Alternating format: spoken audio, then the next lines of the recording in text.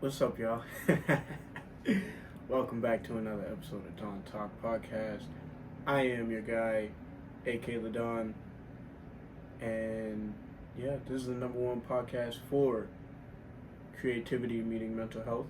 I'm still working on that intro, but that's definitely how I want to tie it in, right? I definitely feel that because I deem myself a creative, and all the people I've had on the podcast I also see as creatives. I'm trying to tie the two so that it goes creatives, making their art. How does that kind of tie in with creativity? I mean, with mental health, right? So I think that's definitely the route I'm trying to take, and that could be a whole nother episode in itself, which it definitely will be. But that is not why we're here today. We're here today to talk about one of the scariest words that has become very prominent over the past few years, right?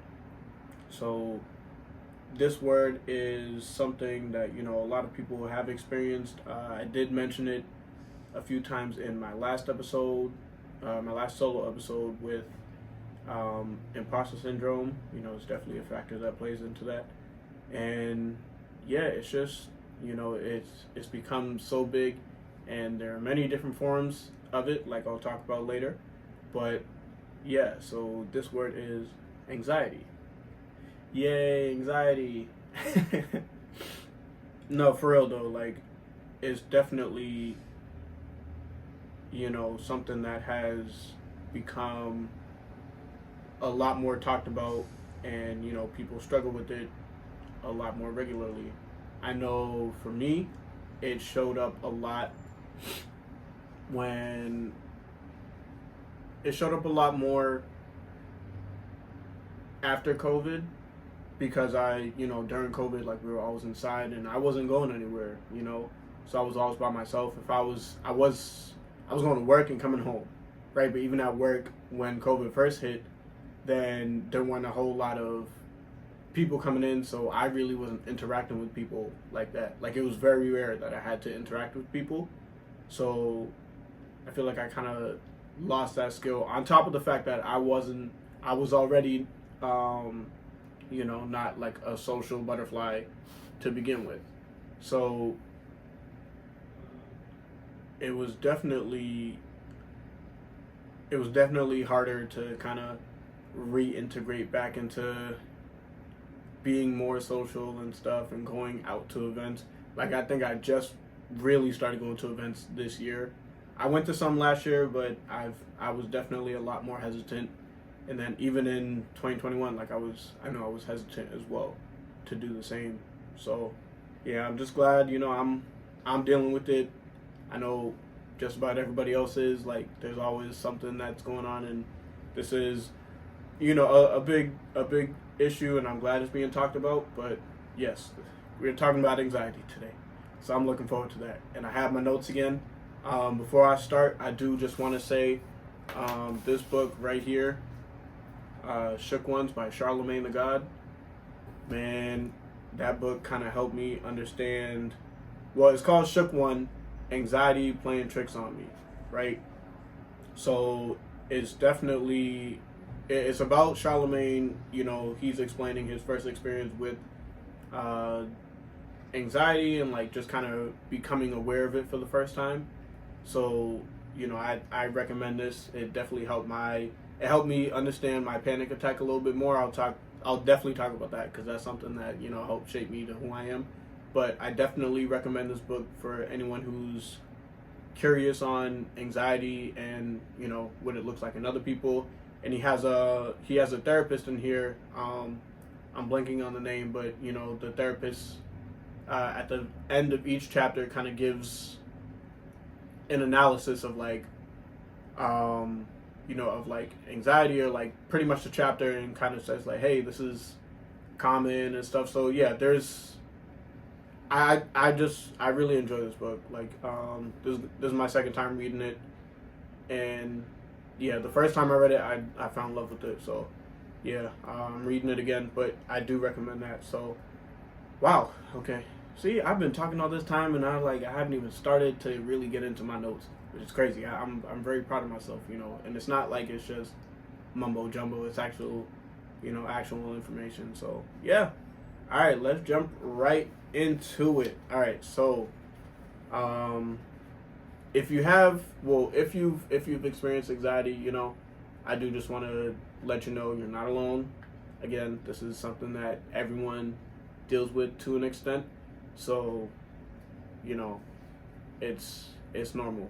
Like, I think that is something that needs to be talked about more. It's normal to have anxiety. That's a lot of people deal with it, and there's nothing wrong with it. So, okay. So, let's start here. What is anxiety? The definition I found online was an episodes of intense fear/panic, and symptoms can include difficulty concentrating, irritability, or being on edge. And I definitely feel like we've all kind of had symptoms like that to some extent, right? At some point in our lives, like whether it was school or being out with people socially, or whether it's just, going back to imposter syndrome, like, not believing in yourself or just kind of feeling inadequate, I guess. So yeah, those are just some of the symptoms of, like, what anxiety is. And then something that I wanted to kind of dive into a little bit more was like panic attacks, right? So I'll start there. That's a big chunk of anxiety for me, because I know I have many panic attacks pretty regularly. Like, they're all small and controlled, and they're just little fires that I can easily put out, but I'm also the one who starts the fire. So that's that's my thing. But I'm definitely able to understand it and recognize, when I'm starting the fire, and if I allow myself to, or if I allow the fire to continue growing, like, what am I feeding to the fire? Because that is a big part of it. What are you the one that's starting the fire, and what are you feeding to the fire? Because if you're just kind of feeding into it, yeah, the fire is obviously going to get bigger.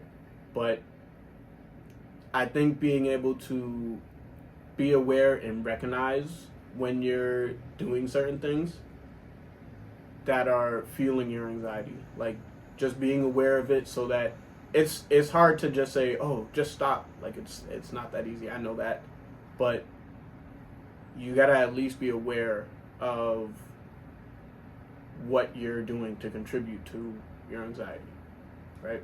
So going back to panic attacks, right? So, well, I'll explain it first, and then I'll give my my personal story. So, a panic attack is defined as sudden periods of intense discomfort, fear, sense of losing control, even though no clear danger is present, and comes without warning. So, yeah, it's just like, holy shit, everything is going absolutely wrong. I might die in this very moment, right? 9 times out of 10, you're not, right? It's just overthinking, and that's you kind of fueling the fire a little bit. So I definitely want to say, it's a lot of it is internal, right? Like, that's what it is. It's just your thoughts and how you're going about it, how you're thinking about it, what you're telling yourself in that moment. Those are the things that fuel, a panic attack. So some of the causing factors are stress and negative feelings, and some of the signs and symptoms are like rapid heart rate, shortness of breath, sweating, feeling of doom or danger, chills, hot flashes, nausea, and trembling and tingling. So, yes. So my own story. It was I think it was spring of 2019, right before I was about to graduate. I'm pretty sure it was like either March or April. So, yeah, I think it was like an evening or something. Like I just got out the shower and I'm in the bathroom, right? And I have my music on, just minding my business. And then I don't know, like so I'm standing over the sink, just kind of looking into the mirror, right? And out of nowhere, my heart starts racing, and I start hyperventilating, like really, like, I had that feeling of like, yo, I can't breathe. I don't know what's going on, right? So I'm grabbing my chest because I'm like, holy crap, what is this?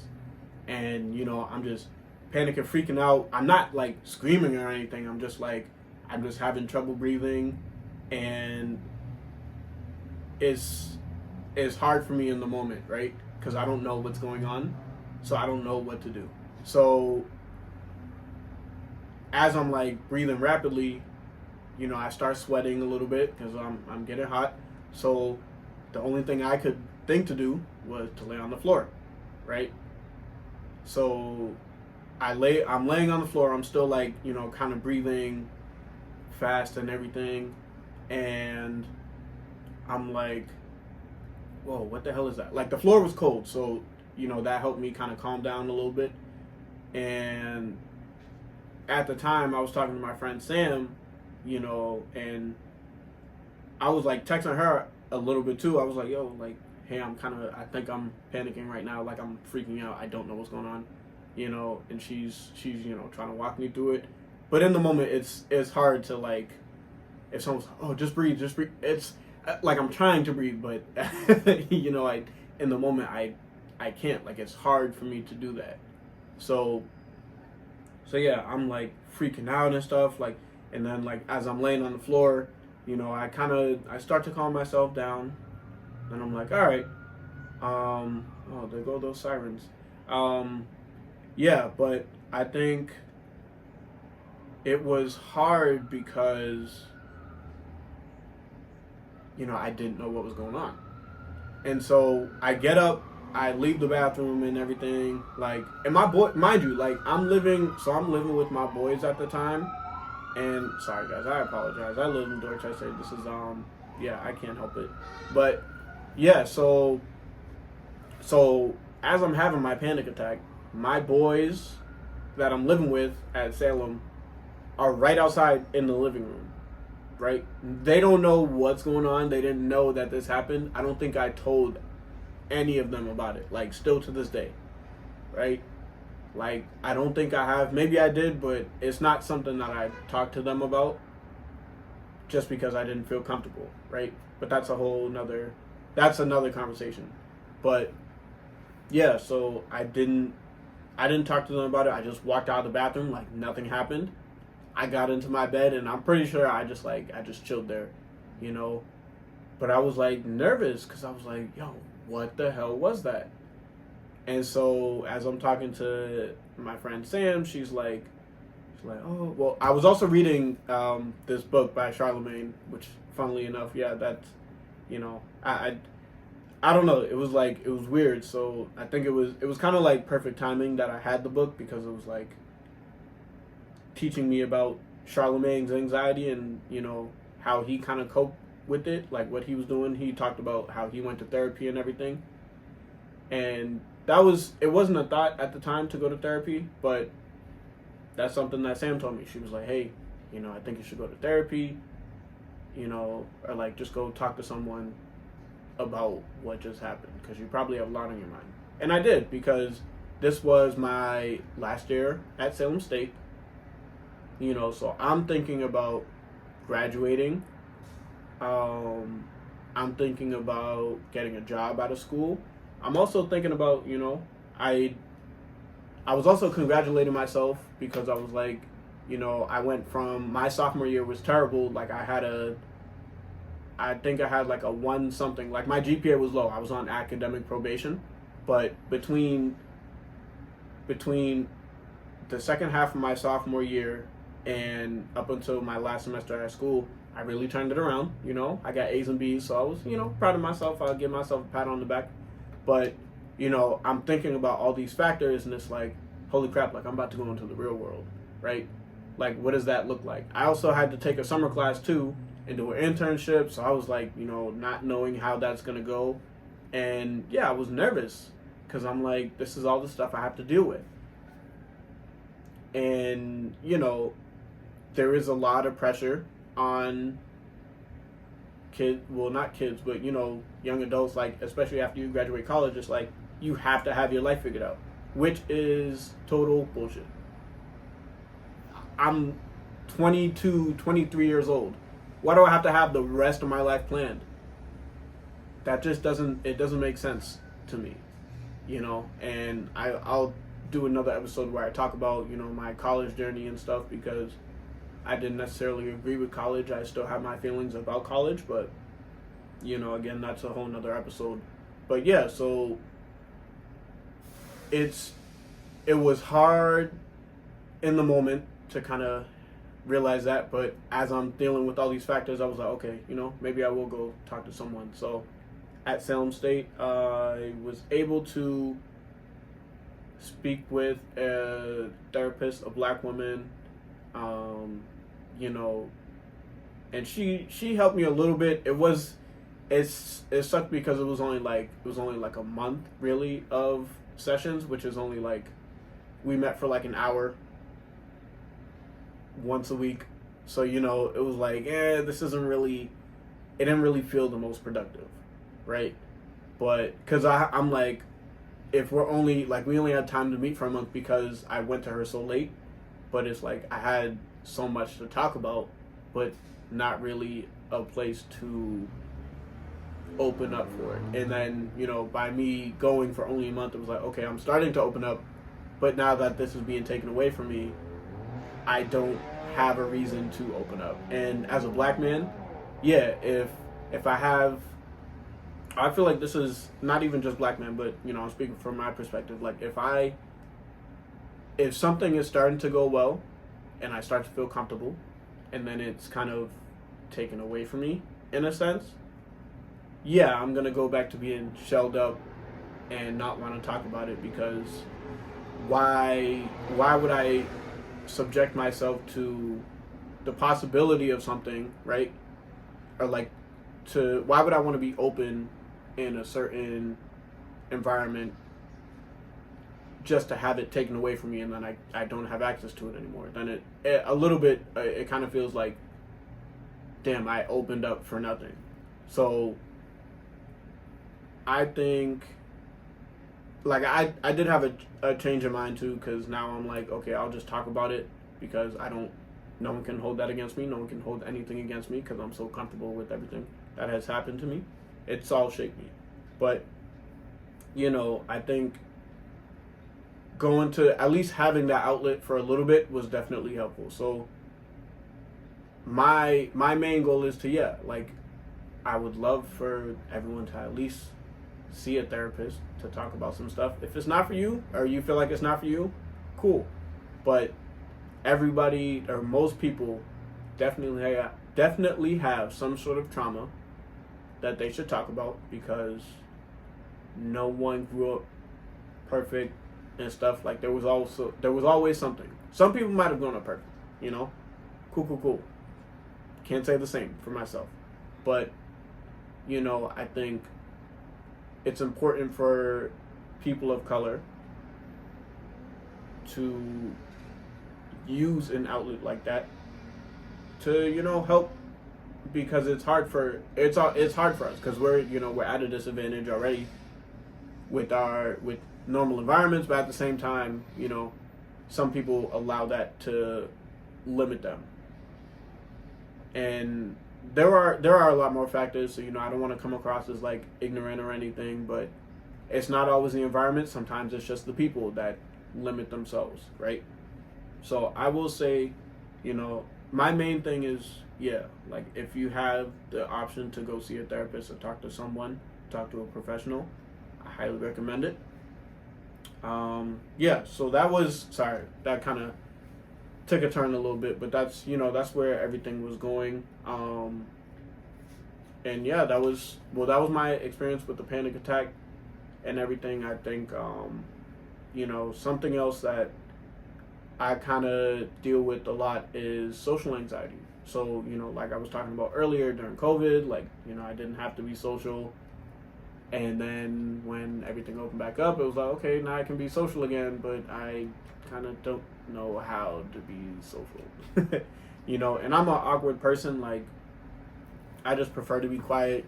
Shout out to my introverts. Whoop. We're out here. I think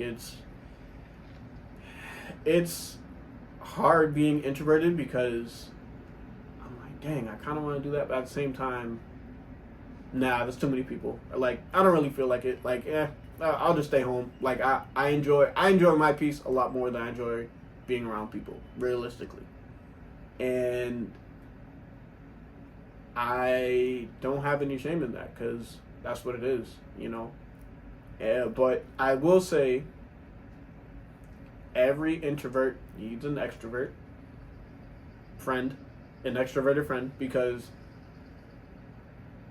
they're the ones who are going to help you break out of your shell so you're not just being the same old person. Like, it does help to step out every now and then, to like be around people so you get that social experience. But yeah, at times you're not going to want to do things. I really don't want to do anything. Like, I don't know when you guys are going to get this episode.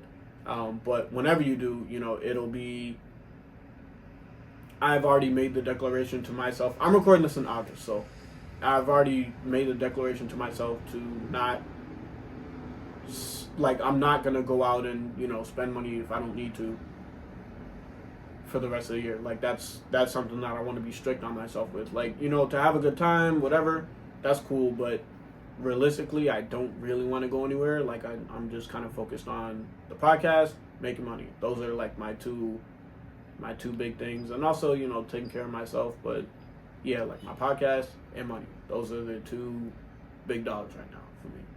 But going back to social anxiety. So, social anxiety is defined as overwhelming, ongoing fear of being watched, judged by others.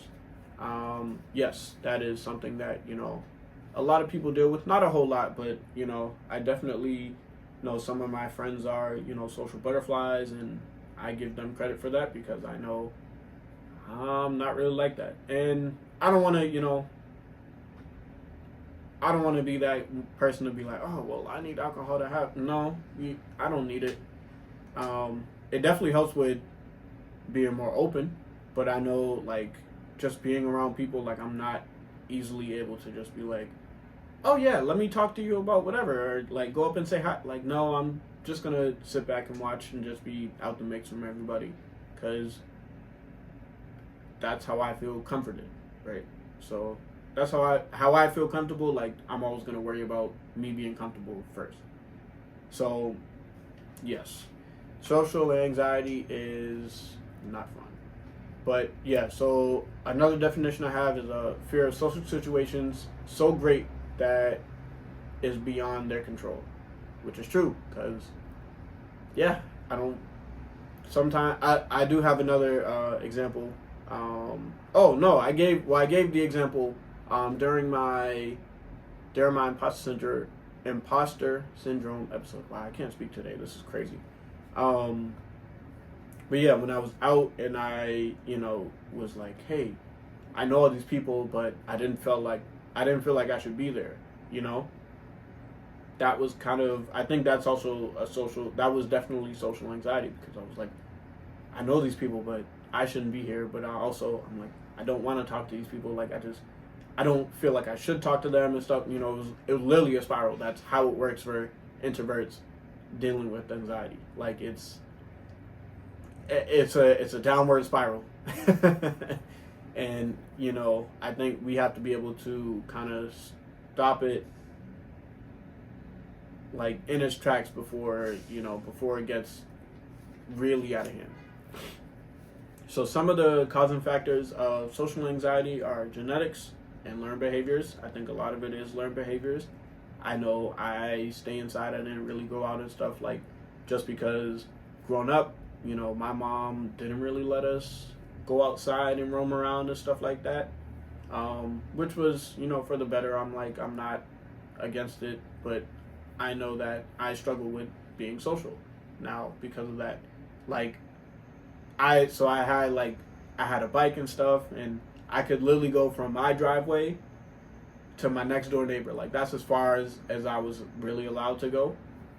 So, you know, I never really I never really went anywhere. I didn't meet any people. I wasn't out here when I was younger and stuff. Like I was really inside, you know, and my mom was like that too. So, you know, she was always in the house most of the time.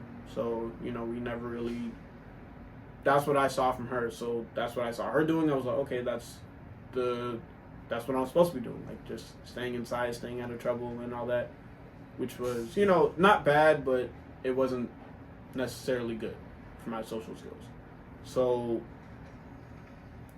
I definitely do want to say, you know, in terms of anxiety overall, like your fear is not your own. Like most of the time, well, I would say all the time, you know, someone kind of put that fear inside of you.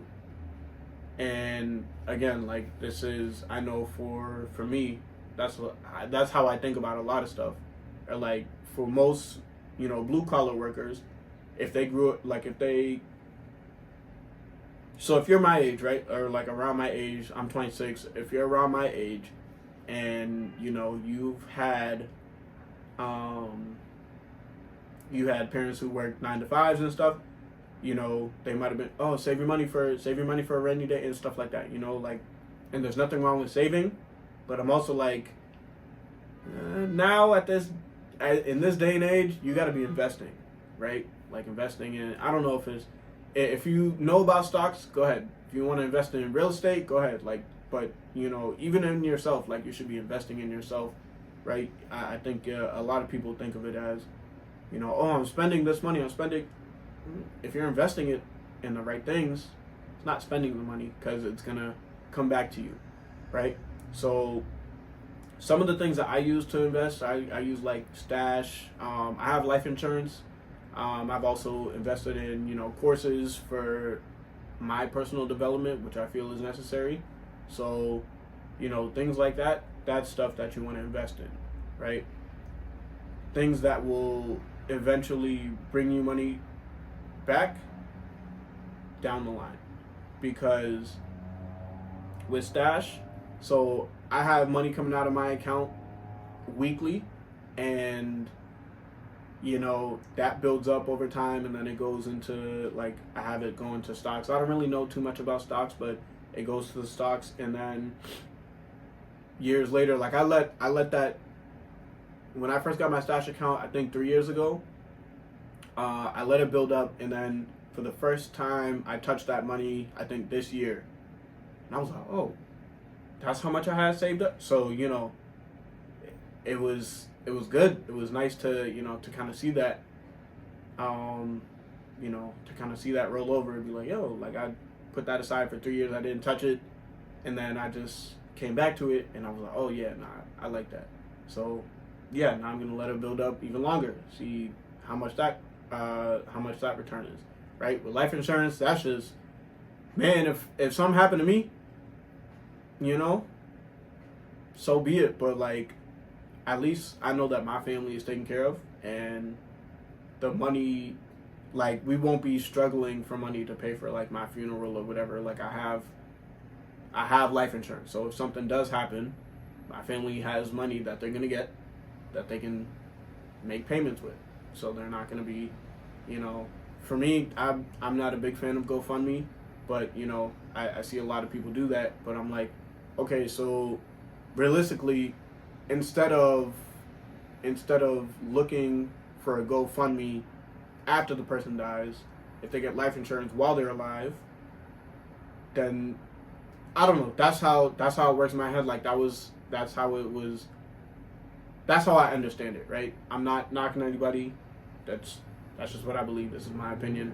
But yeah, I think I kind of forgot where I was going. I don't know how I got there. But yeah, like, you know, it's definitely, no, I didn't know, sorry. But yeah, I think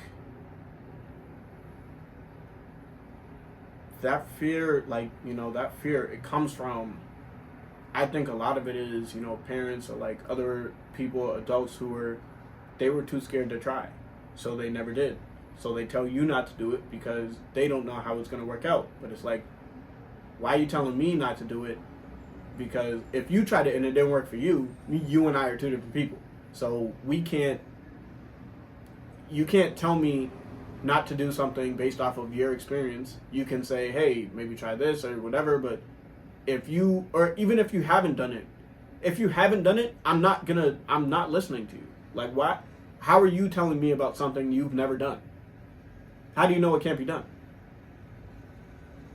It just doesn't make sense. So, yeah, I definitely think that, you got a lot of unlearning to do. Like, I recently just took a course and I'm doing a lot of unlearning, right, in terms of like my mindset and the way things were wired. And it's not easy because I just did this, I finished the course maybe last month. Yeah, August is almost over. That's so crazy. But yeah, I think I finished it in July. And yeah, man, like, it's not gonna happen overnight. It's not. Like, I finished it last month and I'm still unlearning. Like, it's easy to apply and everything, like, but yeah, you gotta unlearn. Like, there's so many belief systems and stuff that you gotta break down. You really gotta lock in on like what it is you want and understand the things that are stopping you from getting there, right? Because people will try to, distract you from your goals or put that fear in you to stop you from doing what you should be doing. But it's like, yeah, no, your voice has to be louder than the external voice, right? Or like your positive voice inside has to be louder than the negative voice. So you have to be able to tell yourself, no, this is what I want to do, this is what I'm going to do. That has to be louder than what everyone else is telling you to do. Because everyone else, they're just giving you suggestions. Oh yeah, you would be great doing this. Yeah, that's cool. But if I don't want to do it, then I'm not going to do that. If I have something that I genuinely want to do, that's exactly what I'm going to do. So, yeah, that's really how I look at that. And yeah, so going back to social anxiety, like, some of the signs and symptoms are feeling embarrassed, anxious, sweating, heart palpitations, stiff posture, overly soft voice, difficulty being around new people. Yeah, that's me. I don't like new people. It's difficult to be around new people. I agree. Difficult to make eye contact. I struggle with that regularly. And being self-conscious or fearful of being judged negatively. Whew. Yeah, man. These are just, everything is hitting the nail right on the head, because this is all the stuff that I deal with, and I know some other people who deal with the same thing. I know someone who might be listening might be dealing with the same exact thing, So it's like, you're not alone. You're not alone at all. Like, this is regular. This is normal for people. So, some of the best ways that I cope with it, same thing with imposter syndrome, I talk about it. Like, my anxiety, I definitely don't like to talk to my friends because I feel like I'm burdening them, even though they're literally be like, no, like, go on and talk. Like, you're not bothering me. In my anxious head, I'm like, oh no, like, I'm definitely bothering them. Like, they're just being nice.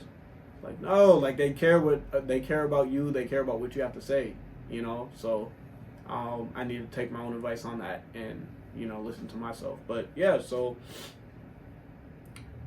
yeah, man, it's just, you gotta talk about it. And who you should talk about it with? You should talk to a therapist. Yeah, therapy. Cause, like, man, they're the ones, like, they went to school for that. They know what they're doing. They get paid to help you work through your traumas, your problems, your issues. That's what they're there for. I highly recommend Black Man Safe Haven. Shout out to Kizzle.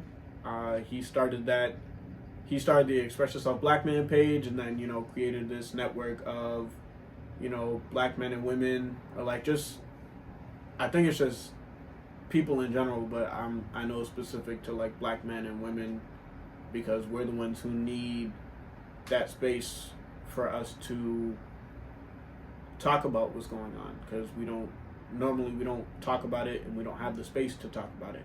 And that's also something too, like I know I've said this before, like I don't know if I said this on the pod, but like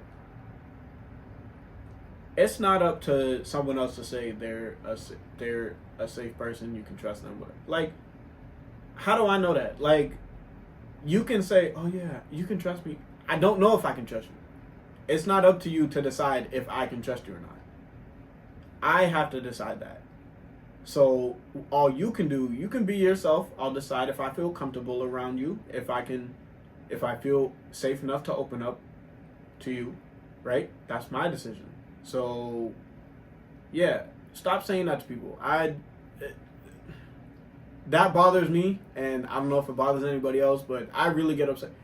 Oh, this is a safe space. You can try. I don't know that. Stop telling me that. That's manipulative. Don't do that. Let me make that decision. Okay, that's the end of my rant. But yeah, back to Black Man Safe Haven. Like, I recommend them. I actually just rejoined the waitlist. I was in there, but then once I found the therapy subscription, like I started doing that. So I thought I was good, but I was like, dang, I made a mistake by leaving. So I'm going back. So Kizzo, if you hear this, yeah, I'm trying to get back in, because, well, there's a wait list. So I'm not looking for special treatment or anything. But like, yeah, it's definitely like I'm on the wait list right now. So I'm just looking to kind of get back into that space for sure. Just being around like-minded people and like having that support. That's another form of support right there, because you might be able to connect with someone, and they could be like people in your city that you never knew. They could be down the street from you type shit. So it's like those are the networks that you want to join. You want to be around like-minded people. Like when I went to that conference in Miami, oh my God, being around all those like-minded people who have a podcast, and I'm learning from people. Like, yo, my guy, damn bro, I don't even remember his name, but B-Ball Jones on IG, bro. Like, that's my man. He just gave me so much game, bro. And it was only like a 10-minute conversation, but I just felt, he was genuine in like what he was telling me, which is like, yeah, that's dope, bro. Like, that's how you should be. Like, you should want to help people out of the kindness of your heart, and that's what he did for me. So I'm grateful for him. I'm definitely like, I give him his props, and I told him, I was like, yo, like, we gotta stay connected. We gotta do a podcast together too, So we definitely gonna make that happen for sure. But yeah, so talking about it, being around the right people, and again, write it down, like that's another good way to deal with it. There is another form of anxiety that I read about in this book, Shook One, right? And this is something that kind of stood out to me. So it's called anticipatory anxiety, and what that is expecting the worst, even though the situation and symptoms don't indicate that the worst is going to happen, and automatic thoughts leading to false assumptions, leading to misguided emotions. I'm going to say that again. Automatic thoughts leading to false assumptions, leading to misguided emotions. So that's just thoughts that you're already like, you're creating your assumptions, right? And then being like, oh, this is my assumption, this is my thought. I'm making an assumption based off of my thought. And now, because of my assumption, I'm feeling a way about it. But that probably wasn't even the situation. So, oh man, that's deep. Oh, I hope that hits somebody. Cause like, yo, your thoughts, actions, and behaviors are like, thoughts, I think it's thoughts, behaviors, and something else. Like, they're all connected, but it's like, it's just, man, the way you think it, and the way you think, that's going to cause you to, like, make assumptions about something. And then from your assumptions, you making emotions, but that wasn't even a real situation, so you just feeling a way because you made yourself feel that way, not even because that's really what the situation was. Goodness gracious. Oh my gosh. And yeah, man, so, along with that is incongruence. And, I think some of us know what that is, but to give an explanation, to go a little deeper, is, when things you think, feel, and consequently do don't match up with who you are inside. So, I think that goes into, hanging around certain kind of people. Like, who are you around? Are you hanging around people who don't align with you? Like, are they doing things that they bother you, right? But you still hang around with them anyways. Like, they say certain things, they do certain things, and that's what you're around, so that's kind of what you're gonna act like. And if that bothers you, if the things they do bother you, and you still hang around with them, you probably gonna start picking up on those habits too, right? And I'm probably gonna mess this up, but there's a video with Charlamagne and Kanye when they were doing their interview, and Kanye was like, if you hang around people who oh my gosh, I can't even. If you hang around people who don't act like you are, you'll forget who you are. It's something along those lines. I'm blanking now. I'm so mad. But that's like, I think that was just a powerful quote, man. Like, if you're hanging around the wrong people who don't help you embody who you are as a person, you're gonna forget who you really are. So that's a big thing, man. Like, who are you around? Really do a cleanse of, like, a deep cleanse of, like, your friends or your Instagram. Like, who are you following? What kind of information are you putting into your head, right? Like, I know I follow a lot of, I'll say, like, motivational pages, and like I follow Eric Thomas, Inky Johnson. I follow some musicians like Rod Wave, Big Sean, but those are people who inspire me, right? Like, I love what they do. I love how they go about themselves, right? A lot of the men I follow on social media are fathers, husbands, That's the kind of stuff that I see for myself. So, yeah, when I hang around people who just act toxic, I know I act toxic at times, like when I'm out with my friends, like, I do it to get a reaction out of them, but it's still like, by me doing that, like, my body doesn't know that I'm actually not toxic, because I'm acting on these like, that's like, your body doesn't know what's real and what's fake. We had a shout out to Jason, because we had this conversation last night, and I think he said, Bruce Lee said that, like, you can't tell yourself negative things, because whether you're joking or not, your body doesn't know it's a joke. So, yeah, you can't be negative to yourself. You can't be disgusting and say bad things, because then you'll start to embody that, which is, not ideal for most people. Like, most people, oh, I want this. You have to tell yourself those things, but you can't be so hard on yourself when things don't work. That's a big thing for all my anxiety fighters. I learned that term too. That's anxiety fighters. Like, don't be so hard on yourself. I'm hard on myself all the time. I was supposed to record this yesterday, and I didn't do it, and part of me was like, damn, I messed up. I didn't do what I was supposed to do. I'm doing it now. Like, you gotta give yourself a lot more grace, right? Like, you have to be kind to yourself. You have to tell yourself good things about yourself. Be positive. Do some affirmations. That's how you should start your morning, with some affirmations. Give yourself that self-love from the beginning of the day. Oh damn, I'm getting a little, whew, getting a little deep. But nah, man, it's definitely important. You gotta love yourself. You gotta appreciate yourself. You gotta give yourself grace for for making mistakes. Everybody makes mistakes. It's okay. How you bounce back from it?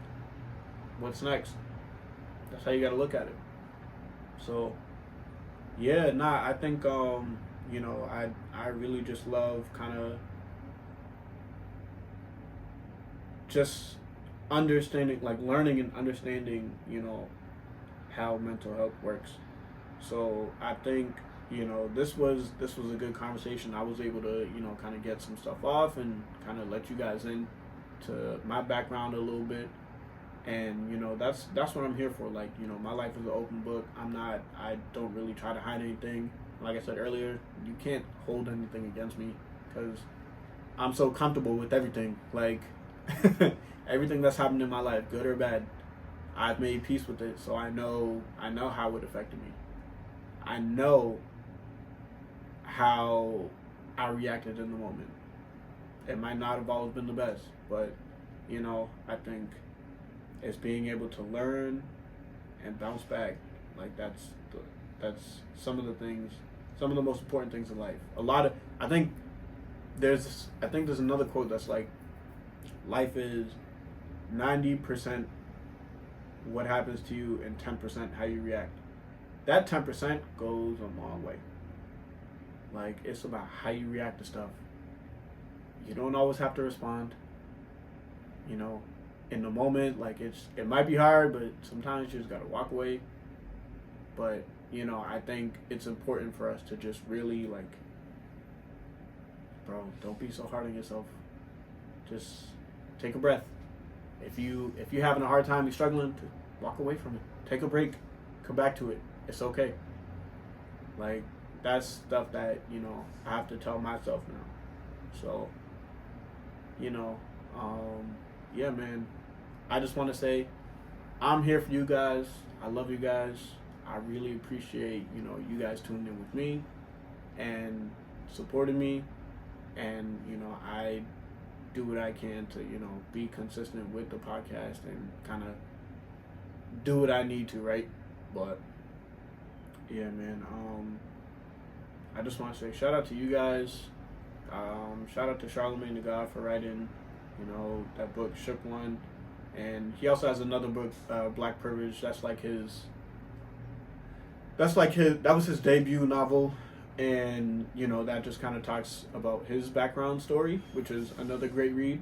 So yeah, man, I definitely recommend them. If you have any other books that you like, feel free to hit me up on Instagram at @akthedon_. Yeah, that's my Instagram. And yeah, when I post these clips, man, like if you have any other tips or anything to help deal with anxiety, let me know, and I can provide that to the people, because that's what we're here for. We're here to help other people. That's what I feel like my mission is. My name, Akani, means messenger, so I'm here to bring things and share it with others. That's what I'm here for, right? Okay. Well, yeah. So again, thank you guys for tuning in to Don Talk Podcast. Y'all know what time it is, y'all. It's Don season, baby. Woo! See, I got on the back of my shirt. Hold on. Yeah, I don't know if y'all saw that, but yeah, it's on the back of my shirt, man. It's Don Talk Entertainment. Like, yeah, it's Don season for real. Like, Don season is just that's my thing, man. When it's time to lock in, it's go time. Like, we gotta do what we supposed to. Ain't no half stepping. Like, you gotta commit to it. It's all or nothing. So, yeah, it's Don season. Let's get it.